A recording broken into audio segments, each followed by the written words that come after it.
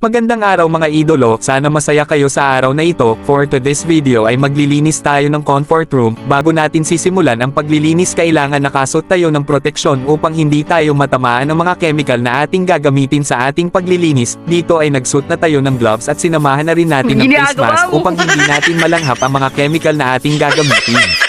And dito mga idolo sinimulan ko na maglagay ng chemical para madaling matanggal ang mga kalawang. Para madaling matanggal ginamitan ko na rin ng brush. At dito sinimulan ko ng kiskisin ang bowl gamit ng brush. Kinikiskes ko ng maigi hanggang sa matanggal ang mga kalawang. Pati sa sahig mga idolo nilinis na rin natin gamit ng brush. At dito mga idolo tapos na tayong maglinis. Ganyan maglinis mga idolo, kita nyo sobrang liwanag. Maliwanag pa sa bukas mo. Joke lang mga idolo. Sana hindi kayo magsawang manonood sa aking mga video. Paki-support na rin. Mga idolo please like, comments, share and paki-subscribe na rin sa channel natin.